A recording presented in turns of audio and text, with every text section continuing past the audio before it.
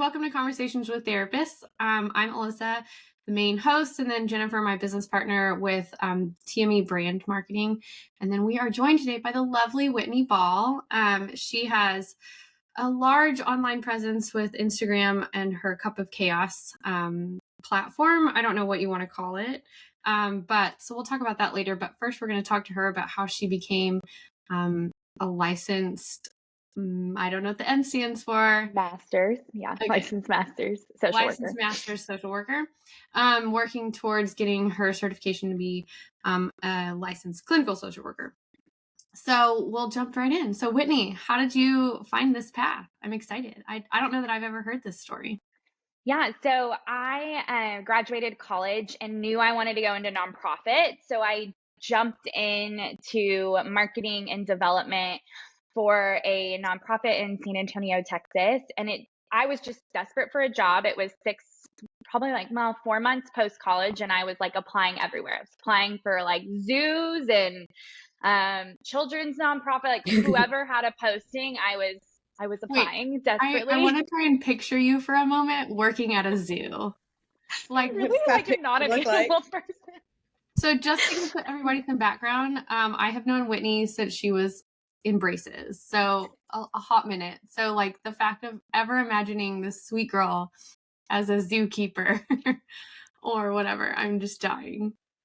Yeah, it was like I was not narrowing it down as like my advice to young people is now. I was like, I just need a job. I don't want to live with my mom. I want to be like back on my own. So I ended up at a nonprofit that was providing children's mental health in San Antonio, and is still a really amazing organization. And so I kind of got a really good intro into mental health. I had a sociology undergrad. I had no plans of going to get a master's. And if I was, it was going to be like in business or marketing. So just didn't really think therapy was my path. But in that first job, I actually experienced my first ever panic attack. And so I was like so confused on what was going on. I started wearing a heart monitor. I was convinced that like like a Fitbit, but like I was like, look, see my heart rate's going up. I wanted proof. So I like went to the doctor. They did all these tests and like some came back kind of weird. And so not good for someone who has anxiety. I was like already panicking. And all in all, to finally say, she was like, you have anxiety. Here's 10 milligrams of some medication and like maybe consider some therapy. And so I started my own. She just like was like, here's some medication. Good luck.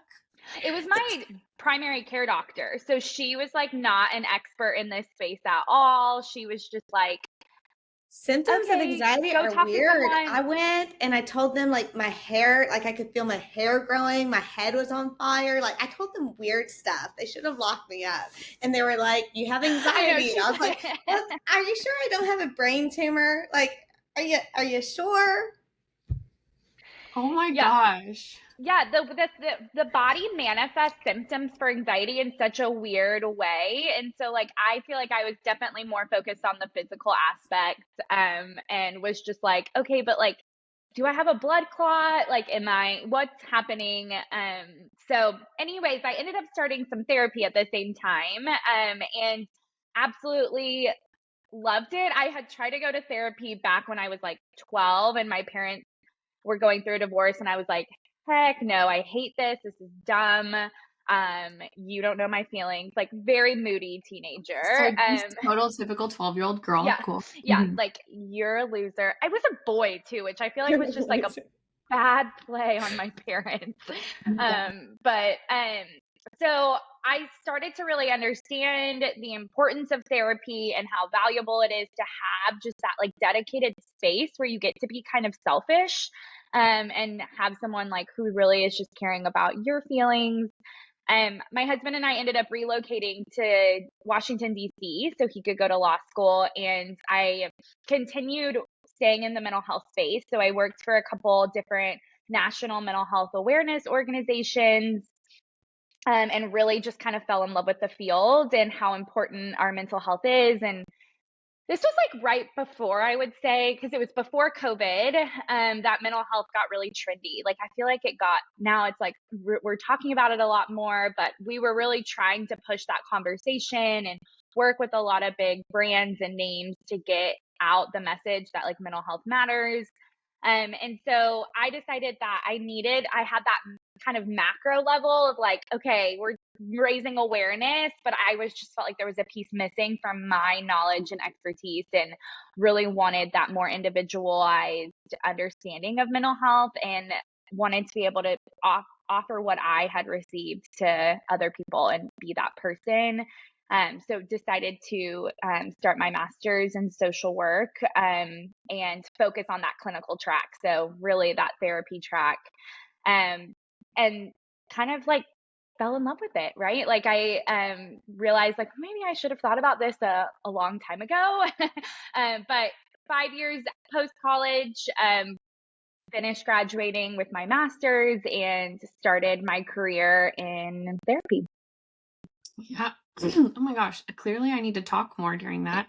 I know that was long-winded on my part. So no, you're fine. I think it's so cool. I Like just read some interesting statistics on the millennial generation and their levels of anxiety. And it's true what you said, that people didn't talk about it as much before, but the actual numbers coming out, and I'm pulling this from my brain thoughts, so don't fact check me, but it says that women in specific like check their phone 56 more times than men do in a day. They have 1,000 more snapshots of their body image and like what they look like, where a man has 100 snapshots a day.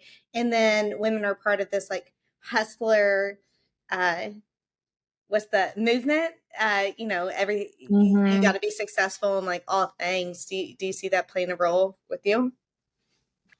yeah, I felt like that was kind of how and I know we're going to get into it, but why I started my like social media platform to talk more about mental health, because we're just like, as women, bombarded with messages of like, you're not doing it enough, you're not doing it right, like fix how you're doing it. And that was essentially, I feel like, I definitely had some underlying like trauma issues that I worked through in therapy, but that ongoing thing was like the basis for my anxiety. And especially For like sure. I had been in such a structured world of like college, you go like, or from the time you're in kindergarten through when you graduate college, you have that end goal. Like, I just need to graduate and get to the next grade.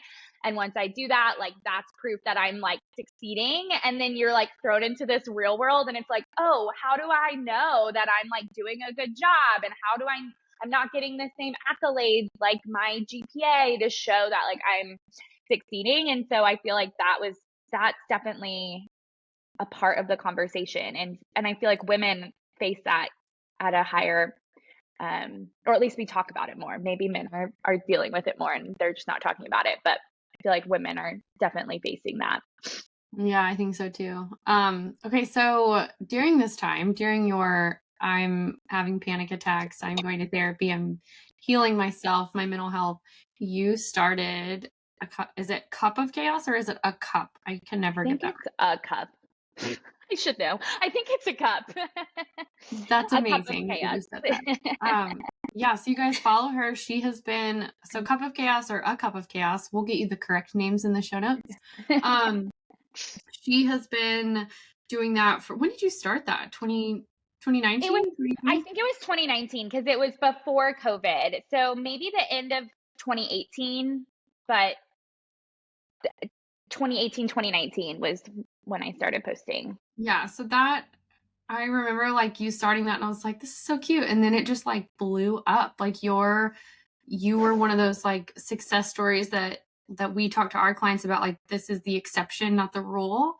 But I think it was because what you're saying is like people needed to talk about this and they needed to see that like it's like humanize it, and you humanized it by doing these like very raw emotional photos of yourself like after a panic attack, or like letting it all go with a good cry session. And I think that's so cool.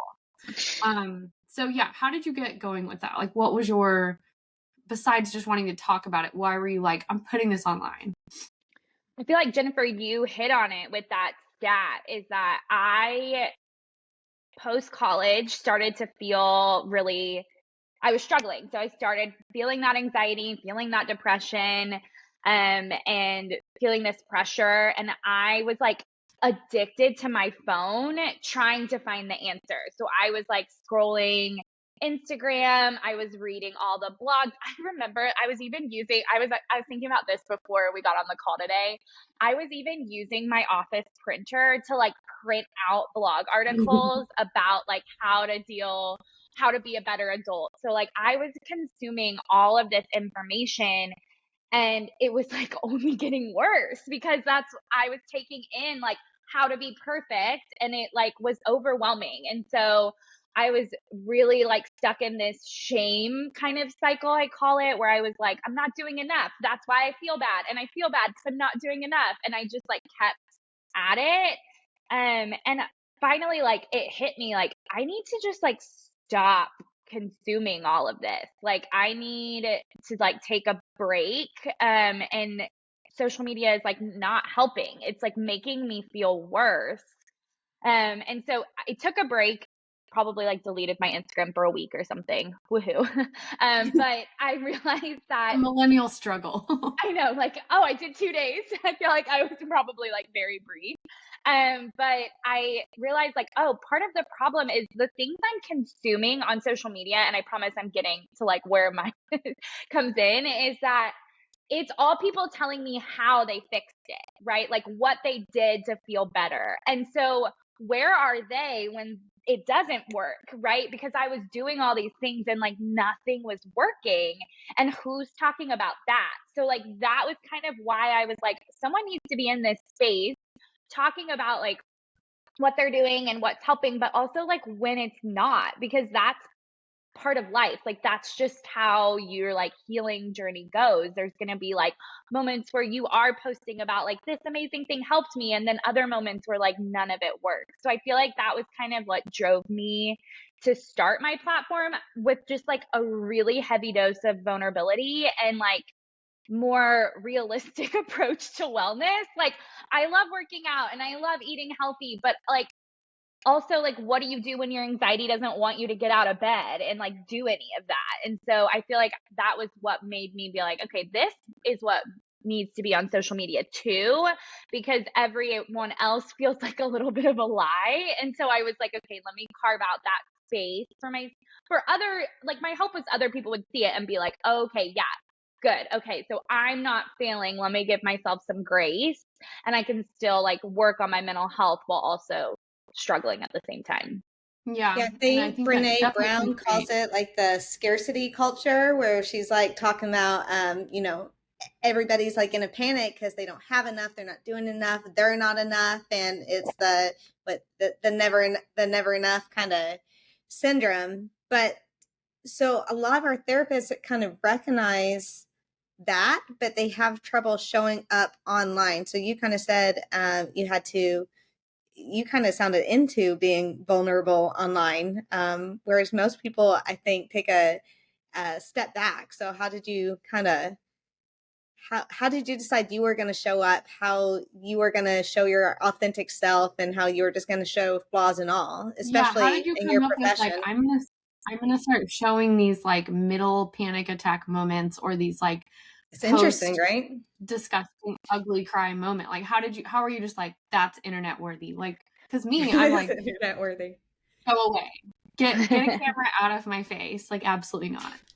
I was also living by I guess at this point I was living with my husband, but he was in law school, so he like wasn't really there. So I was like, oh, let me document this to like for myself, right? Like I deserve to hold space and be valid with these emotions. But Jennifer, I do feel like it's really hard to find that balance as a professional. So I had the luxury of like starting my blog before I was just in the awareness space. I wasn't yet a therapist.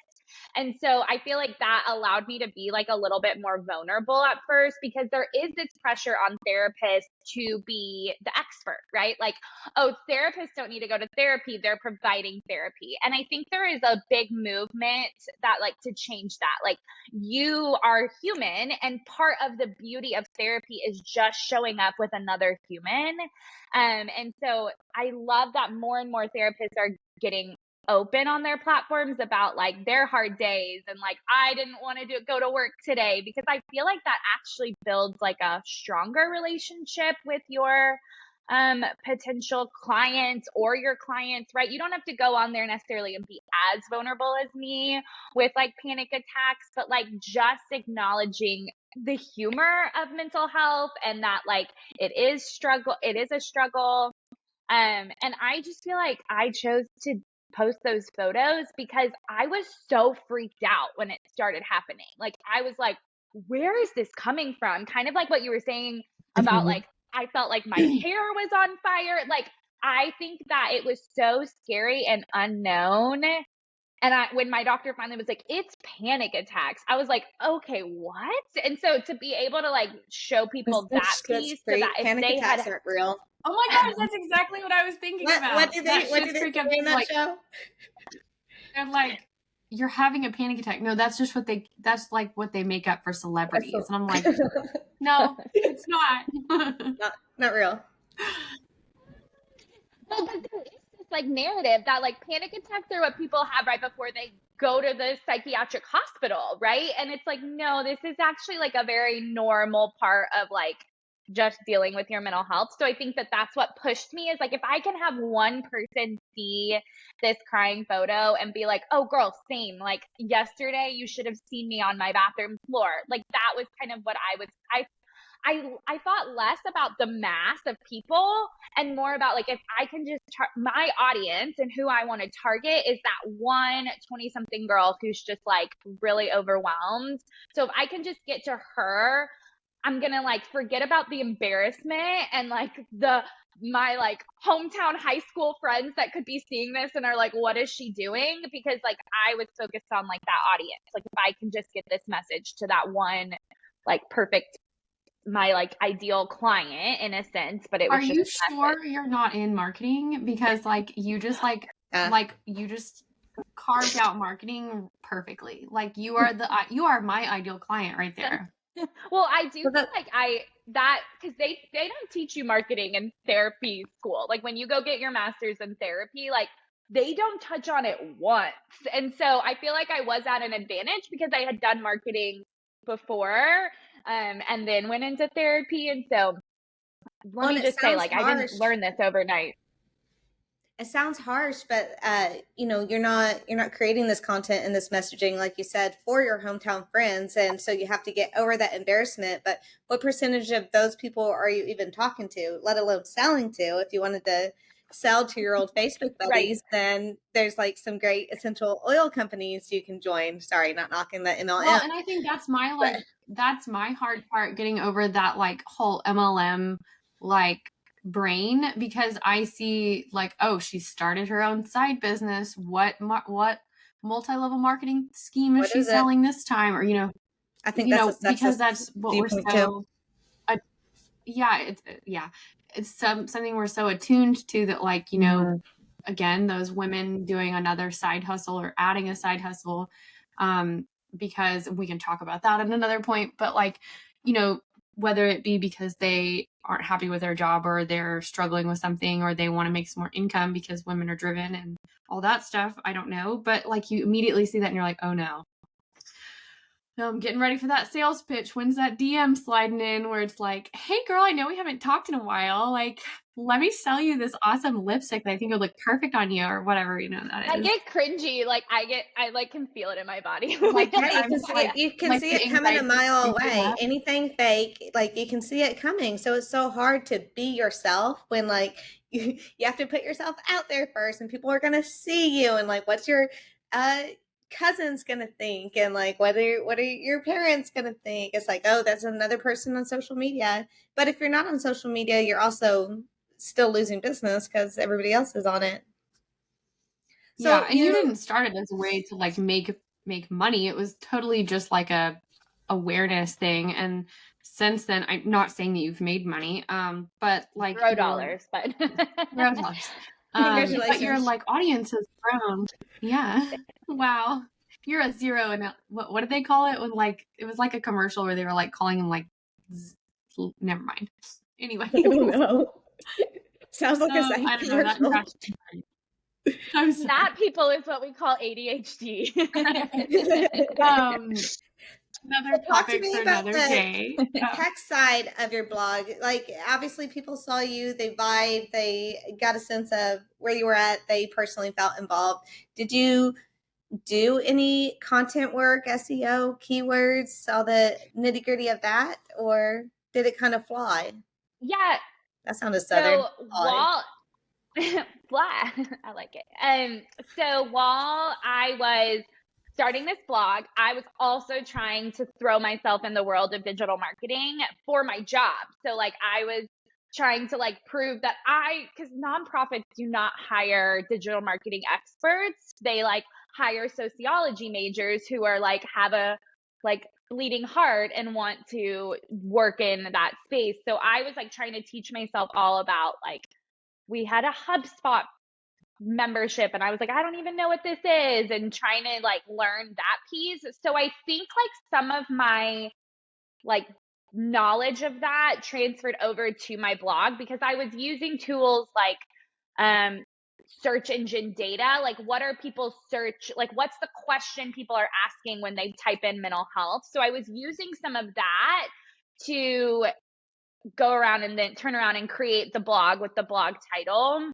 Yeah. So a little bit, I will say a little bit. I was not really too stressed on it. I think some of it did happen organically. And I think the biggest reason why was because I was so authentic. And so that was what like came through. But definitely a little bit of like, okay, here's the issue: anxiety at the office, anxiety at work. What are people searching for? And how can I make my blog title fit that? And so that people could find me when they're on Google. Now, I'm not saying like, I'm pretty sure my Google searches were still a few pages back, but I think that was kind of my extent of like, how do I get content that people actually want, right? People actually are searching for and trying to discover. I'm so impressed because like we almost try and like beat that into people, and they just not intuitive. Are so resistant, and you're just like, I'm going to do this for fun because I need to research how to do this, blah, blah, blah. And then you did it. Like, and then I'm going to find out like what people are actually searching for. So I'm not wasting my time on content nobody cares about. Like I'm literally like, if you want to jump back over to marketing, you come on, because you're welcome. You're going to thrive. Not that I doubt therapy. I am a good therapist too. I promise. Yeah, I can't need marketing in her own business, anyways. We can't be in a session together. We know each other too well. Like there's too much conflict of interest. But I'll take it from your word, I guess. Yeah, and I think that part of what helps, and I think I tell my like therapist friends this all the time, is like, you're struggling too. Like you're not perfect. So what are you searching for? What answers do you want? And then use that to drive like your content. And that helps if you're working with your population. Like my sweet spot population is women my age, but then you were a teen once, like things have changed. So if you're targeting youth and teens, like what are the parents needing for the content, right? And so I feel like that was kind of what drove me more, was like, okay, what answers am I looking for? And then how can I like provide those answers with my area of expertise and knowledge? Okay, so I want to jump forward a little bit. So that's where you started, and then you were kicking ass and taking names doing that unintentionally for $0. Unintentionally, very unintentionally. For $0 an hour. And you all of a sudden got picked up by the Skim for an interview, and you're like featured. So let's talk about that. What kind of humble bragging were you doing about that? The hilarious thing is how I got this. Like, this is like why I'm like, if you want an online presence, you have to be engaging with the people that like you want to be a part of. Like, they literally put a call out on their story, and I sent them an instant message and was like, I talk about mental health.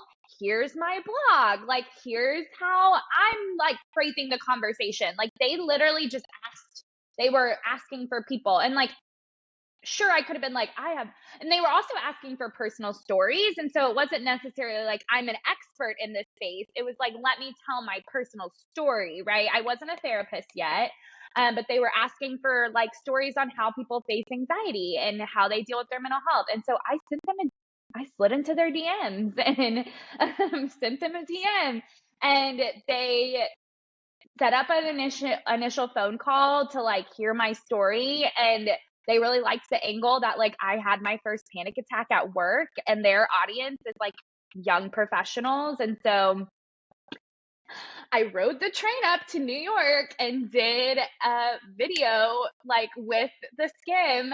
I didn't ask for reimbursement for any of my travel. I paid for all my own travel, which was so dumb. Alyssa knows this about my dad. He like had a ton of hotel points, so he got me this like random hotel in like Brooklyn. And Nice. yeah, I did a video with the skim, and I was really adamant that they tag my handle in the video, even though they were like trying to make it very like personal, and this is just like another person. But I was like, but like I want people to find my content, and I think they'll connect with it. And so I kind of made that my one stipulation. And that's really where I feel like at that point I probably had like 200 followers, and I feel like that's really where getting my name out there in front of other people kind of.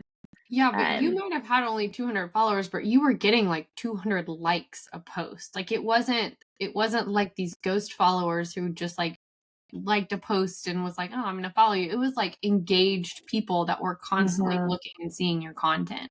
So it totally was different than like, you know, buying followers. Or it was like real people who got real value out of your content, which I think is, number one, really hard to do, but also like, you know, you hit this like little sweet spot, like you said.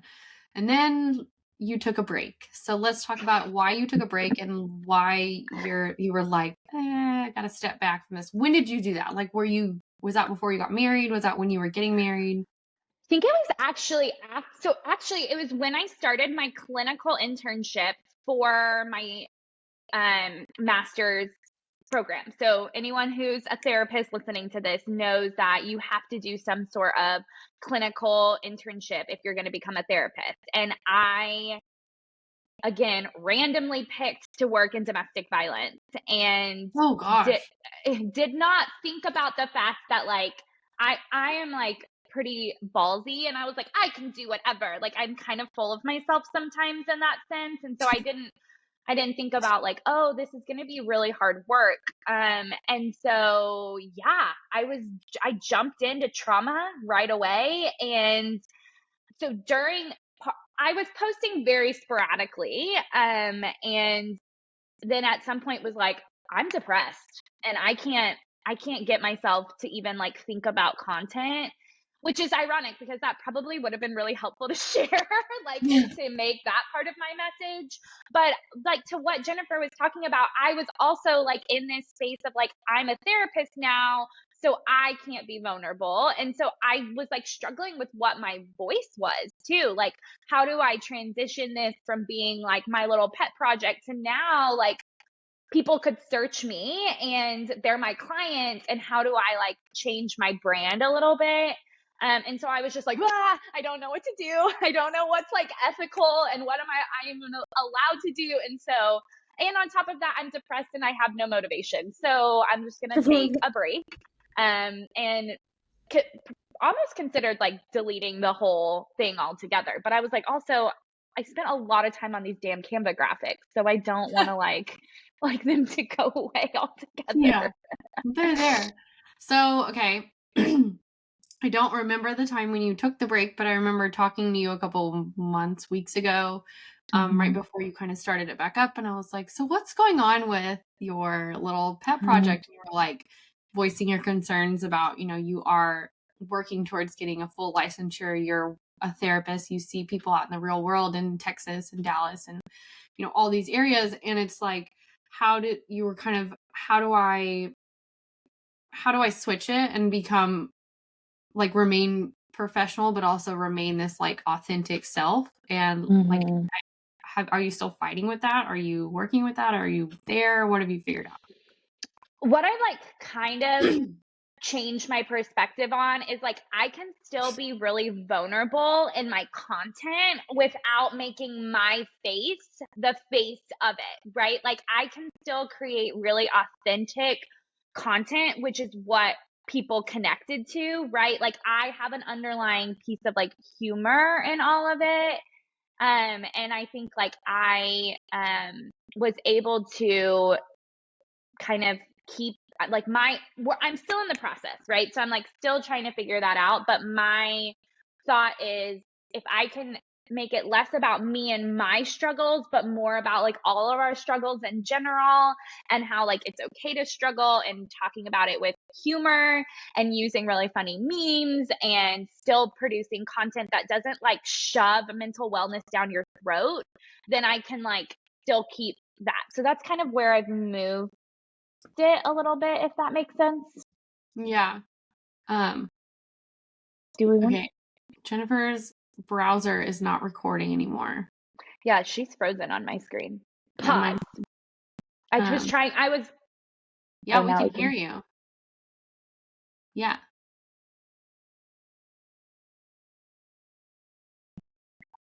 Oh, I can hear you. She can't hear you.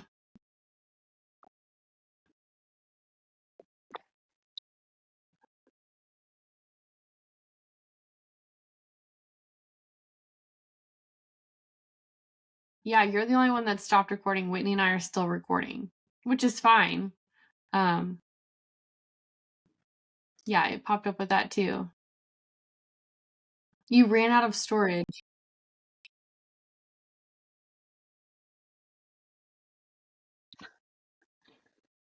This is so weird. I'm like talking to Jennifer, but also Whitney's like right here. She can hear everything I'm saying.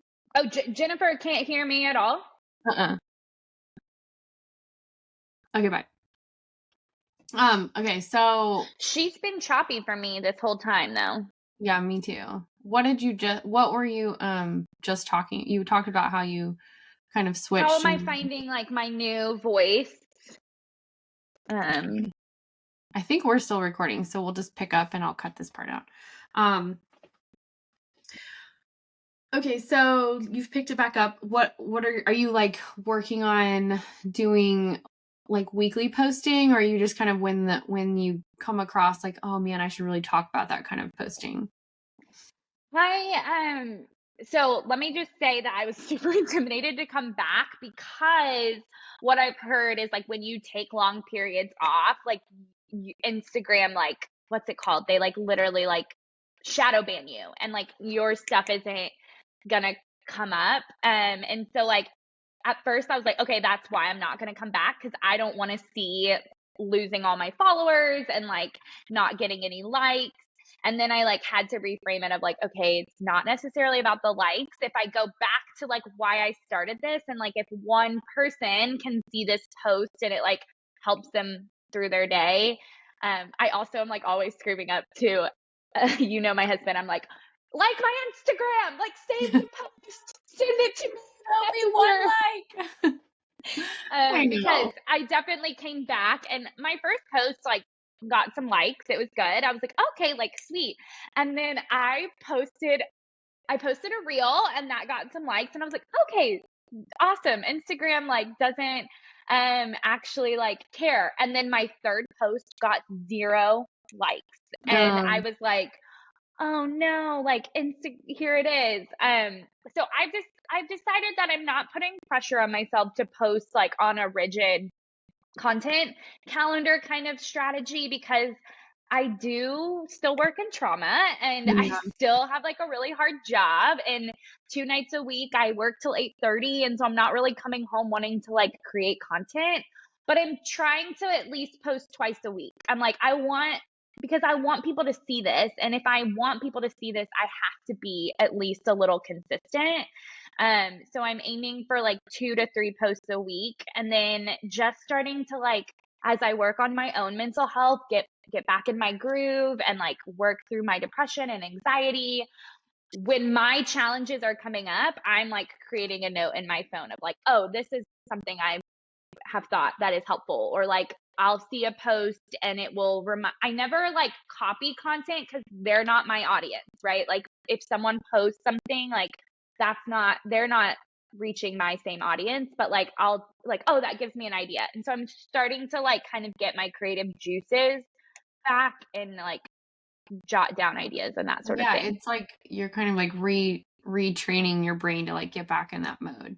So Yeah. are you thinking that you're not going to have any more of those like face, like of your face in there? Or are you going to I kind of, haven't decided. I'm trying to figure out the balance, and to try to figure out like from my perspective and like my ethical viewpoint on like how to be a therapist. Like what we don't want as therapists, and I think any therapist watching this is gonna see this, is that what I post online is going to agree with this, is that what I post online, I don't want it to interfere with what's happening in my sessions with my clients. So if my client searches that, I don't want it to, I don't think they'll lose faith in me. I think they'll be like, oh girl, same, like I get it, but they won't lose faith in me as a therapist, but I don't want that to be the topic of conversation. And I don't want them taking on the mental burden of like, is Whitney okay? Like, can I bring up this hard stuff in session? Because like she posted yesterday about having a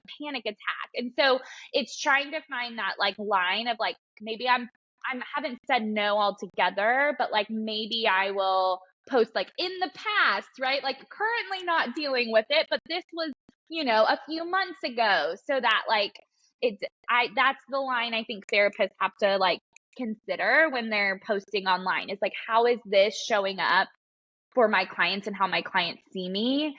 And it's not like, oh, you're as a therapist you have to be perfect, because please hear me say that's not what I'm saying, but like I don't want my clients to turn around and feel the burden that they have to worry about me. And so I can't have a really hard session because Whitney was struggling yesterday, if that makes sense. Yeah, that makes sense. Yeah. All right. Well, that was like some good, food for thought, little nuggets. And I'm hoping that we get, people that hear that and they relate to like, I'm not perfect. I am helping people not become perfect. So why would I expect myself to be perfect? But I'm bettering my mental health. That's my goal.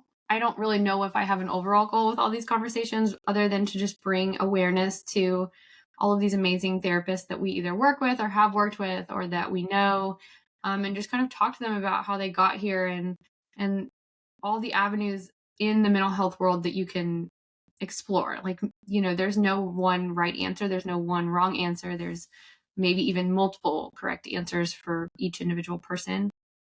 So that's my other hope, is that we can maybe connect people, but also just open their minds to the possibilities that maybe aren't so like black and white. Like it's not therapy or no therapy, it's not this counselor versus that counselor. It's kind of like, I have this whole scope and here's how I find what's best for me. So yeah, really, if 1 in 4 adults, or I feel like now it's like 1 in 3, and I'm making stats up. So again, Jennifer said don't fact check her, but like don't fact check me. We don't have those producers on here. Just understand the vibe, not the actual statistic. Yeah, get the vibe I'm going for. A lot of adults and a lot of teens and kids are struggling with their mental health. So I feel like the scarcity mindset of I'm not doing enough, and more focusing on like, who am I, and like, how am I unique in this space, and how can I share that uniqueness with other therapists and like refer and collaborate. And I think that that's really great to like start, like, I'm glad you're doing these conversations to kind of start people thinking about that. And then again, how do you take care of yourself? Because yeah, we're really good at not practicing what we preach in therapy. So I've known you a while, and my mother is an LCSW, so it's kind of like, I don't know how you guys do it to like get out of the session and like just change everything and go back to who you were before the session. Like I would be like scarred, broken, like I would be crawling home. Like it's just not my vibe, is not fix that issue with people. It's like, you can tell me, but I'm going to cry along with you and then not give you all the answers because I'm not that person, but I'll be there.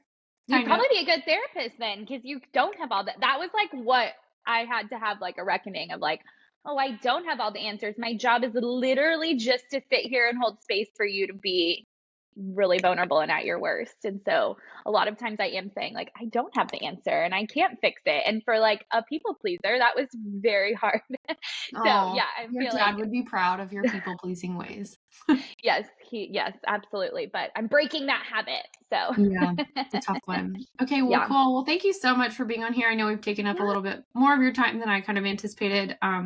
Had a little technical difficulties, so you all watching out there, if you see Jennifer pop in and then pop back out, it's because her browser decided to kick her out. I imagine. She also changes her mug halfway through, I think. So, like, who knows what she's drinking back there? The good stuff. Well, Yeah. thanks for having me. I loved chatting with y'all. All right. Well, we'll see you guys next time.